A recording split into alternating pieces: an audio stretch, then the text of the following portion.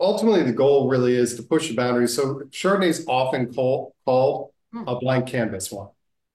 And it allows a winemaker to do a lot of things to it. I don't want it to not taste like Chardonnay, but I want to push the boundaries of what we can do in the Finger Lakes.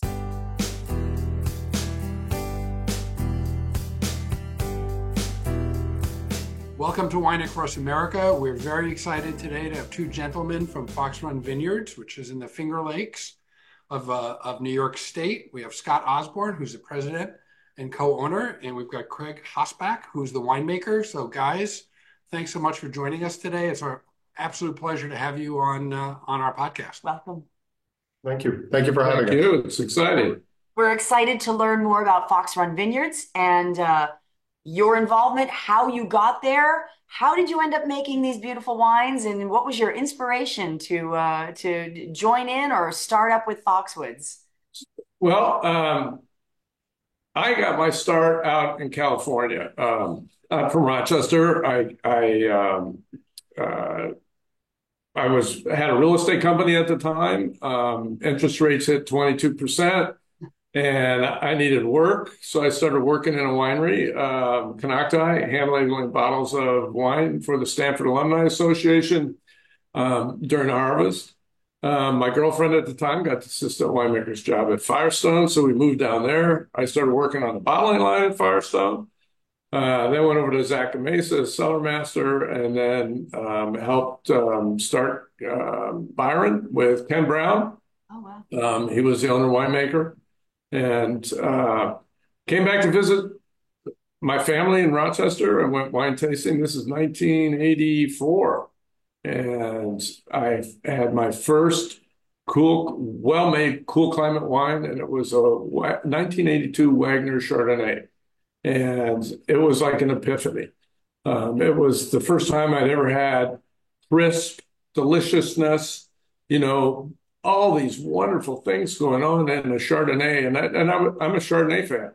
And so I fell in love and decided to move back here to be a winemaker. And I learned a very good, valid lesson, and that is don't leave a job unless you have one. Uh, so I had to get back then there were probably 20 wineries in the Finger Lakes, and they all had winemakers. So I got involved in sales. I got a job as general manager of Pinar Vineyards on Long Island. Oh, Uh, and then in 1992, my original partner approached me and said, "Let's buy a winery here in the Finger Lakes." And so in 1993, I took over Fox Run, and we purchased it in 1994. Little 1,000 case winery. There were 14 wineries on Seneca Lake at the time. Now there's close to 100 wineries on Seneca Lake. So it's the industry has really grown. and now you're up to 20,000 cases, right? Yes, we were 1,000 cases first time and 7,600 visitors, and now we see about 50,000 plus Wow. visitors now. We used to see a lot more, but then 80 wineries opened up, and so it really cut into the pie, so to speak. But it's really exciting here, and I love living here, and you know. People always ask me, "Well, don't the winters bother you?" And I go, "No, Long Johnson down. That's all you need, and a four-wheel drive vehicle, and everything is good." I saw an interview a few years ago with the mayor of Madison, Wisconsin, who was talking about the fact that she was getting a lot of refugees, so to speak, from big cities on the East Coast who didn't have to, people were working remotely, and Madison was a great college town. And she was asked about the weather, and she said, "We don't have bad weather here in Madison. We only have bad jackets." So, Yeah, that's true. That's great. so I'm curious. So from 1,000 cases to 20,000 cases, what do you attribute the amazing success that you've enjoyed? Well, my philosophy from the very beginning is to make sure every wine that you make is well made and good. Doesn't matter whether it's a proprietary blush or it's a high-end Meritage or Pinot Noir. And by 1995, I realized that I either had to hire somebody to run the company or hire somebody who could make better wine than I could. And that's what I did. I hired Peter Bell at that time. And Peter was with us for 27 years and then retired. And we had a nice search and we ended up with Craig Hosbach. And Craig, the great thing about Craig is he had this pretty much the same route that I did, which is you start out in a vineyard or in a bottling line and you work your way up until you actually know what you're doing. And had a lot of cool climate experience, which was really important. And so we hired him in June of 2022. July 22. July 2022. So all the wines that we're going to be tasting today are all Craig's. Craig, Oh, wonderful. we look forward to those for sure. Craig, tell us a little bit about that journey of yours. How did you get started in the wine business, and how did you wind up in the Finger Lakes? So it happened by accident. After college, I went to college for computer information systems. I came home, didn't know what I wanted to do with my life. No, I didn't want to sit behind a desk forever. And my brother was working at a winery in New Jersey near where we grew up. And he said, we need some help. Why don't you come help out, help work this wine festival? So my first job in the wine industry was working at a wine festival where people are standing 6 deep, you're reaching across them, pouring wine. It should have scared me away, to be honest with you. And then one thing led to another. I'm on the back of a brush hog, mowing vineyards. I'd never been on the back of a tractor before. I took out a lot of posts along the way. I learned how to replace those posts later. And they need a winemaker. And I had this idea that I could do it, even though I had no experience whatsoever. Wow. So I approached the owner of the winery and I said, why don't you train me to be your winemaker? And he flat out said, no, there's no way. And I kept bugging him for a few weeks until he finally gave in. And that went really well. And then I took the head job at a winery up in the North Country. We're talking Thousand Islands area. So at this point, after 4 years, so '08, I spent a decade up there working at 2 different wineries. Now, in all this time, how I ended up in the Finger Lakes was in '06, well, in New Jersey. I visited the Finger Lakes for the first time, and I tried Riesling for the first time. At this point, I've been in the industry 2 years, and I really was just trying to figure out what direction I wanted to go. And I remember just sticking my nose into a glass of Riesling at some winery in the Finger Lakes. I can't even remember which one, and just being amazed. And I thought, in that moment, I felt like I was there for 5 minutes just smelling the wine. And I fell in love with it. And I fell in love with the beauty of the region, everything. I said, this is where I want to be. And then 2010, I remember standing on the deck in front of Fox Run Vineyards, looking out over Seneca Lake saying, I want to work there someday. And so in 2017, I ended up in the Finger Lakes finally. And in 2022, I ended up at Fox Run. And I guess this is it's where I always wanted to be. Everything just came together. And I absolutely love this region. It's where I want to spend the next 20, 25 vintages of my career until I retire, making wine here and learning as much as I possibly can about the grapes on this property and hopefully improving every single year with that knowledge. So that's a great place for us to kind of go. So what can you tell us about the grapes that you guys are growing and what's sort of unique about both Fox Run and the Finger Lakes in general? Well, Fox Run was one of the first vineyards to basically plant all vinifera grapes. So they had Chardonnay, they had Riesling, they had Pinot Noir. The original owners wanted to be a sparkling wine house, and they just never did the math. And so when I bought it, I started planting all sorts of different varieties, all vinifera, because I wanted to find out what was growing well. And so I planted Merlot, Cab Sauv, Cab Franc, Lemberger, Gewürztraminer, Pinot Gris. And over the years, we've eliminated Gewürztraminer, Pinot Gris. Never really liked the the wines that were coming out of it. I mean, sometimes they'd be good, sometimes not.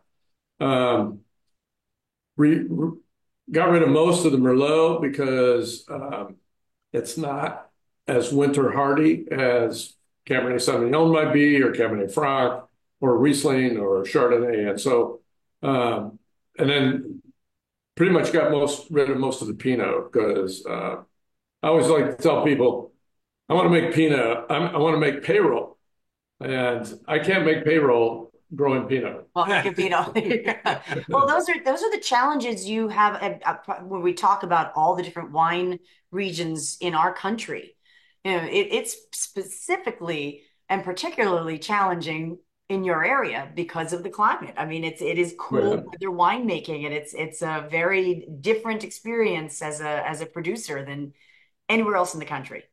And we also have high humidities. And when you have high humidities, you have an environment where disease growth can happen. And varieties like Pinot Noir, which are very tight clustered and very thin skinned, tend to get more disease on them than other varieties. And that's pretty much why. And when it happens fast. Oh yeah. Yeah. Like fast, like for a couple days. So you didn't get rid of the Merlot because of the movie Sideways? This was Actually, what's really funny is I planted 4 acres of Merlot, and then the movie Sideways came out, Oh. and I'm going, "Oh my God!" So, But the thing is we make great Merlot, and the other thing is that we don't make enough that our tasting room sells every bit of it. Boom. And so it was never really a problem, especially once we got rid of the Pinot. And then it Yeah. was okay. Well, really what your area is known for is Riesling. And just like you know, I think the first time, Craig, like the same to you, as the first time you really have an experience with Riesling, and I'm excited to taste your Riesling. As American wine consumers, generally, we have a predispositioned or preconceived idea of what Riesling is. And everybody goes, oh, I don't want to taste that. Oh, people literally hands up. No, I don't want to taste the Riesling. And the minute you put it in their glass and they stick their nose in and they taste it, it's that aha epiphany moment that you had that inspired you to go to that area. But I love showing Rieslings to people. And so tell us about your Riesling and the style, like where you got it to exactly where it is right now. Before you do that, one of the shocking things about Riesling and showing it to people who don't want to taste it is when you show them a dry Riesling, and it just blows their mind.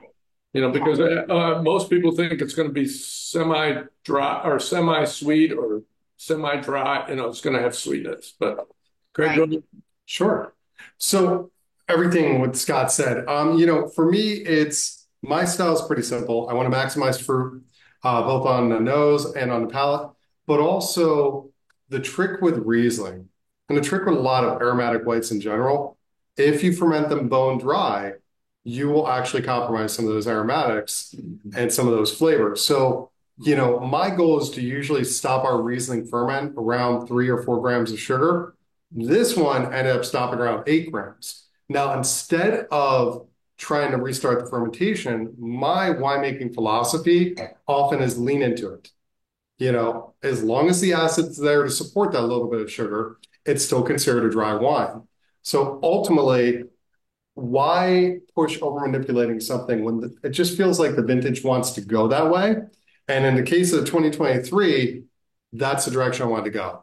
Now, what I also love to do is I'll keep the Riesling on its gross lees dead yeast for 6, 8 months because I want to build texture. I want to build mouthfeel. I'm not into linear Rieslings. I want Rieslings to be thought-provoking. I also want them to be very enjoyable for the general consumer where they can, if they want to, they can just drink it and not think about it. But if you want to geek out over it, I make this wine for you to geek out over. For people like us. Craig, it's really too bad you don't enjoy what you do. Fair. yeah. You got to learn to express it a little bit more. Yeah, put a little more love in the bottle, Craig. I mean, So I was never a Riesling fan. actually until, and Craig, in full disclosure, you and I got to meet at a wine event in March of this year. It was on our way up to that event that we stopped at a winery and drank some dry Riesling, and I was an instant convert. And it's now become sort of a go-to for us. And what I love about it is I think it pairs really well with the kinds of foods that we tend to eat. We tend to follow a Mediterranean diet in our family, and I think the wine pairs really, really well with the foods that we eat. And so I'm curious what your thoughts and recommendations are to our listeners. What, you know, how should they be enjoying dry Riesling, and what's sort of the right pairings? I mean, in every way possible. Like, dry Riesling to me can be enjoyed by itself anytime.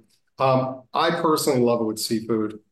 Shrimp scampi is one of my go-tos with this. Just across the board, this will hold up to a little bit of heat, but if you want to make a dish that has quite a bit of spice, at that point, then I move more into the semi-dry Riesling range. Okay. But Yeah. in general, I always think that Rieslings are great with, like, I call it the great first date wine, because like when you think of you going, it's like Chinese, Japanese, Thai, like kind of those light kind of Asian aromatic kind of flavors. Riesling is bright and fresh with like that green apple. This one has like the beautiful acidity, which cuts through a lot of the oils in those foods, which I think is really like a great pairing. And then also it's a little lower in alcohol, so you don't really make a jerk out of yourself. So No, but I agree. And if I may add on, I look at it as an every date. it's an every date wine. Yes, yes. You got to keep yourself together for a date. So it's a great date wine. Yeah, perfect. But it is. It's beautiful, and again, the acidity that's in there is just so vibrant, but just appropriate, where it just takes all the oils and refreshing in your mouth. It's gorgeous. Thank you. So the other thing about Riesling is, and I believe that there is no other grape variety or wine out there, red or white, that goes better with food than Riesling. And we've made in the past a bunch of lower alcohol, semi-dry to semi-sweet Rieslings that go with steak better than any red wine I've ever had. And I think that the versatility of Riesling, and once people discover that they can actually have a white wine with red meat, and that it goes so incredibly well, they become instant converts. Well, we definitely have to try that one. Absolutely. Maybe in a couple of hours. Well, we do have some wonderful sponsors, and we're going to take a quick break and go to our first sponsor, and then we're going to come back and taste your next wine. We'll be right back. For Toomey, nothing is ever quite finished. It can always be evolved. Introducing the latest evolution of Toomey, the aluminum backpack and briefcase from the 19 Degree Aluminum Collection. Toomey reimagined these everyday essentials in aircraft-grade aluminum with contours sculpted at precise 19-degree angles. Carry the aluminum backpack and briefcase from Toomey to perfect journeys near or far. Shop Toomey's full 19-degree aluminum in stores and online at Toomey.com. We are back with Fox Run Vineyards, and we're tasting the Chardonnay from 2022. And I love that it says Sur Lie Chardonnay. So I'm very excited to talk to you about how you made this particular Chardonnay on the lees, and which particular lees. You need to explain to us how it says that you did it on Riesling lees. Correct. So let me, I just want to let you know, when Craig came on board, he has introduced some different techniques into our cellar and all that kind of, and this was one of them. And I had never heard of anyone using Riesling lees on a Chardonnay. So, Craig. Yeah, so this kind of came about. It's really interesting how wines often come about. We have a very good wine club, and when I started here, we had a conversation about having one wine club exclusive wine for every quarter for all 4 quarters. And that's how the conversation of this wine came about. And I said, I want to do something different with Chardonnay. I want to push the boundaries a little bit more, what we're doing here. And we had 2022 Oak Chardonnay. We call it Kaiser, which is in honor of our longtime vineyard manager. He planted every vine on property. He's been here 40 years. His name is John Kaiser, so it's his last name. And I said, why don't we take everything in barrel? We have to take it out anyway. At this point, it's May or June of 23, and it's a 22 vintage. We'll mix it all in tank. Then we'll take our 6 most neutral, well-used barrels, and we'll refill them, and we'll add Riesling leaves to it. And then we'll monitor them for a while longer. And then if we can, when we have more Riesling leaves, we'll add it to it again. And that's what we did. And what I was looking to do was really broaden the palate, add a real nice creaminess to it. At the same time, kind of push aromatics in a little bit slightly different direction. And ultimately, I feel like we achieved what we were set out to do. And we think we're going to play around with this style a lot more moving forward. So one of the things about the Finger Lakes, and there's the ABC anything but Chardonnay, and then Chardonnay is the #1 consumed variety out there, right? And the Finger Lakes has, to me, we haven't found our groove yet with Chardonnay, but I think eventually you're going to see some of the best Chardonnays in the world coming out of the Finger Lakes. It's just we just have to figure it out, and I think what Craig has done with this is one of the steps towards that. I gotta say, this is like it's interesting. It's not overly oaked on the nose. I'm getting a like light citrusy tropical fruits in there, which I love. But you mentioned a creaminess, and I get it. I totally get the creaminess in this. It's very surprising, and it's like a little vanilla cream essence at the finish of the wine. It's beautiful. Well, thanks. And ultimately, the goal really is to push the boundaries. So Chardonnay is often called a blank canvas wine. And it allows a winemaker to do a lot of things to it. I don't want it to not taste like Chardonnay, but I want to push the boundaries of what we can do in the Finger Lakes. And that's the ultimate goal. And we grow a lot of Chardonnay on property. So if I'm going to work at a winery that has the opportunity to push the boundaries, it's Fox Run. Because we have the Chardonnay, we have enough of it to work with where we can play around and we can see what we can truly do with this grape moving forward. Tell us a little bit about, and we love reading about this on your website. Tell us a little bit about your sustainability practices and all of the environmental practices that you've put in place. To us, so impressive, but I think it would really be worth spending a few minutes hearing some of the amazing things that you guys are doing in that area. Well, when I bought Fox Run, one of my basic beliefs in terms of farming and owning property and things like that is I want to return the land in better shape than when I got it. And, and to do that, you have to be really aware of what's going on in your environment and what you're doing, especially from a farming standpoint. So one of the things that I've done as we've grown along on this is, we became when they had a program called Lake Friendly Farmer. In 2002, we became a certified Lake Friendly Farmer, which means that none of the viticulture practices that we use will negatively impact the water quality of Seneca Lake. And, that was sort of the beginning of the journey of figuring out what to do and not having a lot of money available. It's really hard to all of a sudden convert yourself 100%. And so what I've asked my different managers to do, the winemaking, the vineyard, the tasting room, is every year I ask them, come up with one thing that you can do to make us more sustainable. And so they do. It's not every year that it happens, but we always are continually trying to make a change so that we have a lesser of an impact on the environment. We got about 90 to 95% of our power now is generated by solar that we have on our property. I planted a butterfly and bee sanctuary or habitat. And one of my neighbors said to me, "Oh, why don't you throw in a beehive?" And I did, and now I have 3.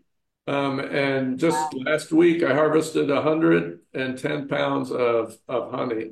Oh my goodness! Which is it's amazing. It's amazing how this honey tastes. I mean, it's just Oh, I the bet. best thing Oh, I've ever had.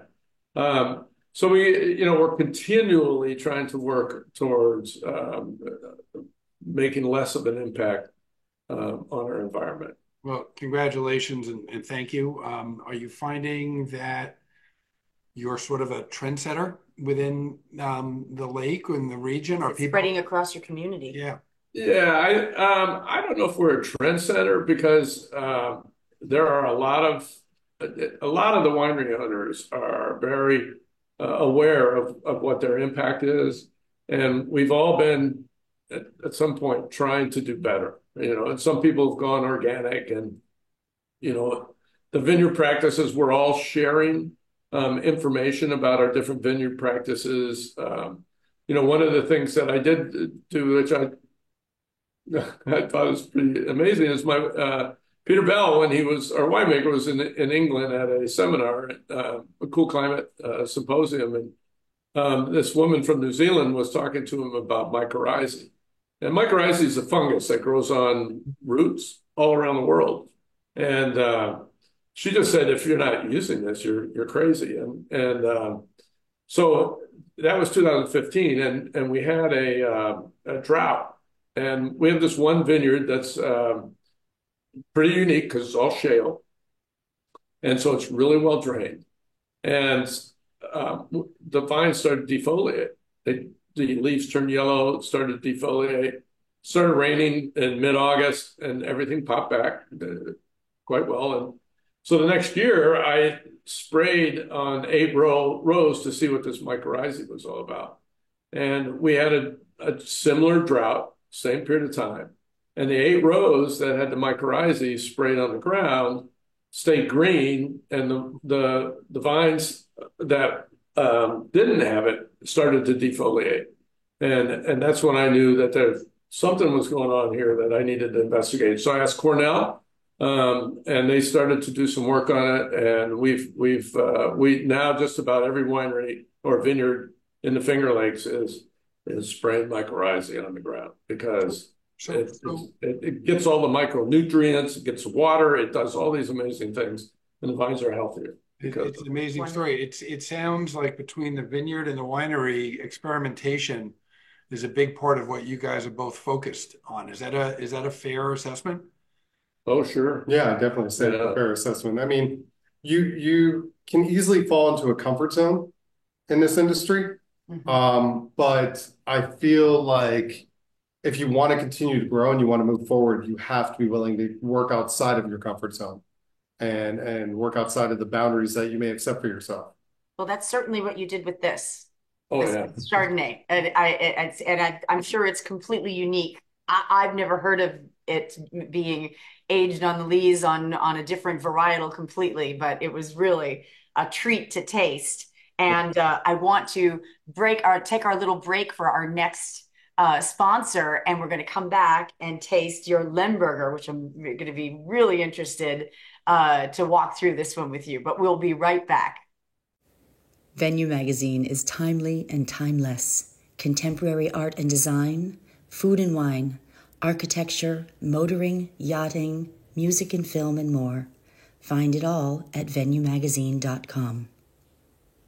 So we're back. We're going to taste our final wine with you, which is, interestingly enough, the Lemberger, and from Fox Run. And this is not a varietal that us in America that we see very often. And what was your inspiration to go down this route and plant this varietal and make a wine out of it? Thank you. So in 1995, I planted it originally for color for Pinot Noir. And because it's such a dark grape that I could add 2 or 3% to a Pinot Noir, and it would give it much better color, because color is like the last thing that you get when your grapes are ripening up. So, and then Peter and I went to Hungary to give seminars on sanitation and wine tourism in 1997. And a friend of ours who was taking us around took us wine tasting, and we ended up going into Eger, where they take Frankos, which is Lemberger or Blaufränkisch, whichever way you want to talk about it. But and as we're tasting through these, Peter just said, I can make wine like this with Lemberger. And so we came back and we did a varietal. I call it Lemberger because it's easy for Americans to pronounce. And one of the things I like to do is break down the barriers to wine. I want more people drinking it, and then every time you put up a barrier, you lose a customer. And so this was one of the ways of breaking it down, having a wine varietal that is easy to pronounce. Right. So I think this is a varietal that it's fair to say a lot of our listeners are not going to be familiar with. So Craig, maybe you can kind of walk us through and let them kind of taste it virtually through their ears. Sure. What are the attributes that you're most proud of? In this case, we are trying an unoaked 2023 Lemberger. So it's young. Really, it's fruit forward. I'll tell you what I like about Lemberger first, a little bit before I talk about this wine. I like the diversity of it. I like that it makes an absolutely beautiful dry rosé, which we will make here as well. Sometimes by itself, sometimes it goes into a larger blend. I also like the fact that it does very well with oak influence, minimal oak influence. We don't have the ripeness that you would have in a hot or even a warm climate. So you have to be very careful with how heavy-handed you could possibly get with oak in the area in general. And I also like the fact that you can make a wine of this style. And this is where I feel like there's a huge opening in the market and with consumers in making summer reds, dry red wine that you can actually serve with a little bit of a chill and enjoy it all year round.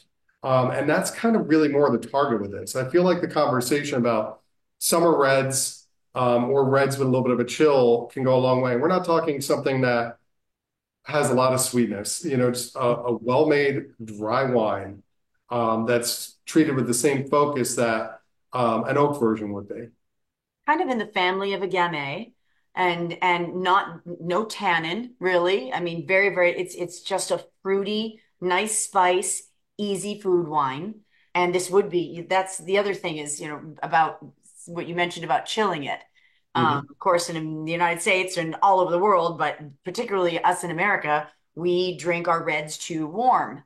So you really would drink this very similar temperature as your Chardonnay. Yeah, even a little bit warmer, but yes, yeah, you're right. And you're right about the tannins too, because Lemberger does not have naturally a very high tannic profile. When you age it in oak, you're going to get a lot more tannins there, and you get a lot of wood tannins. But again, for me, it's really the diversity of the grape and all the different things we can do with it, and it shows so well everywhere we treat it. So it's exciting, and I was really excited when I came on board to hear how many acres of Lemberger that Foxhorn was growing because it was a variety I wanted to work more with. Wow. So tell us a little bit when people visit your tasting room and they see what their various options are and they see Lemberger, is it kind of a tough sell to get them to try it out of the box? And you're finding a lot of converts as a result of how delicious the wine is? What's sort of the experience there? It's one of the things about people when they go out wine tasting is they tend to have an open mind, and they're out there they tend to be prepared to try something new. Right. So it's not really a hard lift to get somebody to try the Lemberger. It's a harder lift to get them to try Chardonnay. And that's the and you get people who are used to California, West Coast reds, and they go, oh, well, I don't want I don't want to try New York reds because they suck. And you get that a lot. And then you say, well, we're not making California reds. They're going to be different. It's not that they're bad. It's just they're going to be different. And that's usually all we have to say. And then boom, they try them and then they go, oh my God.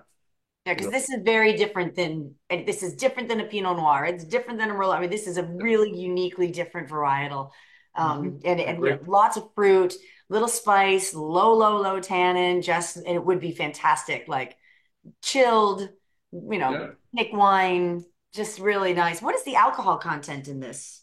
Um, Around 12.8, if I remember correctly, but I don't know if we sent you a spec sheet or not on that. I'm looking on the thing. Alcohol, yeah, 12. Yeah, 12, Oh, 5 yeah. or, yeah, yeah. Yes. So 12, that's, 8 or 6, I can't. yeah, something like that, 12.6. Yeah, no, I can, I can tell it's just a really lovely. I love the color of it. Like I said, if the listeners are thinking of what it would be similar to, I would say it's similar to a Gamay, but Mm. it just is very interesting. And I could see really enjoying that, like a fabulous picnic wine, nice and chilled. So Well, tell us, thanks. Will, in addition to, what we shared earlier about environmental practices and sustainability and all that, it seems like Fox Run is very much a family run business. You talk about the importance of the family aspects of the winery, because I think it's you know I love family businesses, and it sure seems like, Scott, you've got lots of family members involved in the business. Yeah, my wife is co-owner. We and actually uh, when we started dating, I just bought the winery, and it turned out she loved Chardonnay just as much as I did. So it was sort of the beginning of a match made in heaven. Um, and she brought two of her children with her, and Jessica's working with us now, and um, Jessica's amazing.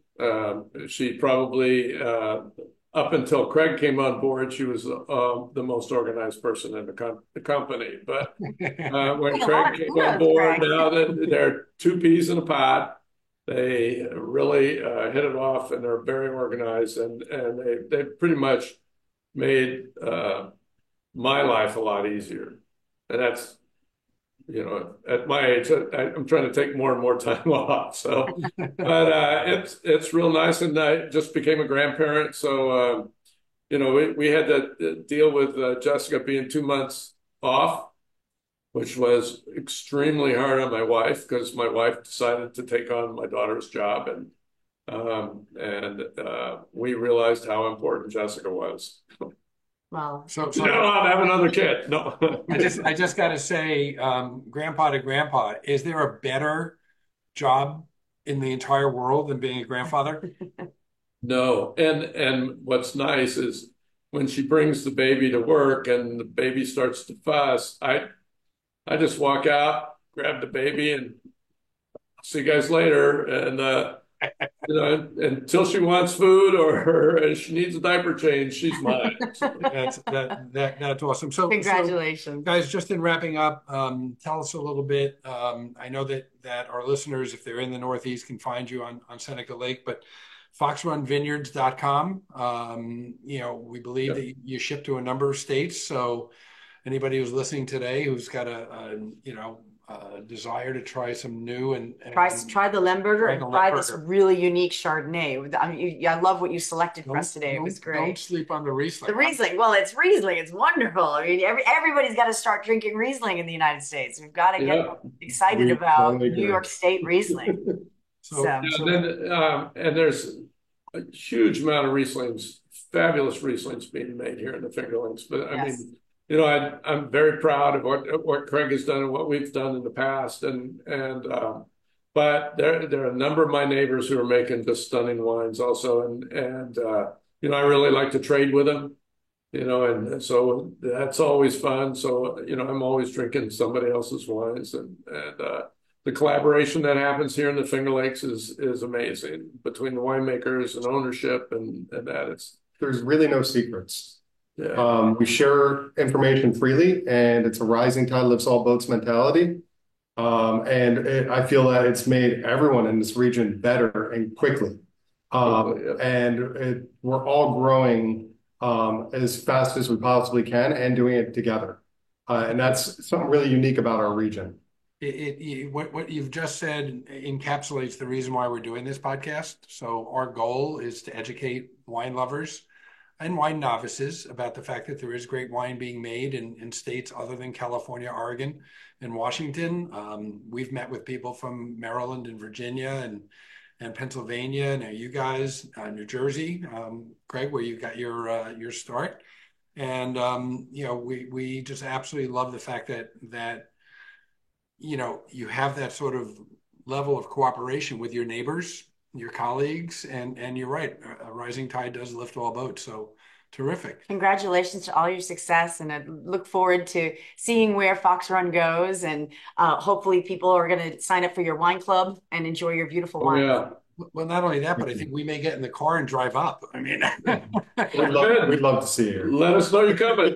Road trip. We Okay. will. Guys, thank you again. We appreciate it. Cheers. Cheers. Thank you so much. Guys, Cheers. cheers. Thank you. Wow. Wow is right. Wasn't that fun to try something so different? Like What's going on Lemberger. here? I know My you're glass all is hungry. empty. Yeah, I'll put you some more. Here you go. You have a little more of the Just Lemberger. a splash. But Thank it's you. such an interesting wine, and it's very different, very unusual for an American varietal, an American wine to be made like this. Yeah, I agree with you. But, to me, as great as all three wines were, the story here, I think, is the partnership between Scott and Craig. Yes. So here you've got Scott, who kind of grew up in this business, started in California, came east, Yeah. started Years and years of experience. And then And- Craig just had that epiphany moment of, I want to do this. And then, And- oh, here's my glass of wine. I want to be here. Like he's a very Yeah, he's computer science guy. exciting, in the moment kind of person. And you can just see that their partnership is producing delicious wines. Yeah. Remind our listeners, foxrunvineyards.com. This Chardonnay was so interesting. I loved it. It was excellent. Loved It it. really was. And It's just very unique. It really had, it's not that traditional big California Chard. It's not the very, very dry minerally Burgundy. It's right in the middle, and having that lees from the Riesling in there. You can tell it's got those citrusy notes, and then that little. I loved it. cheers. That's my pick of the day. On to our next adventure. We know where we're going. You guys don't, so please listen in, and we look forward to seeing you on our next episode. Cheers. Cheers. Please remember to subscribe to Wine Across America on Apple, Spotify, and YouTube.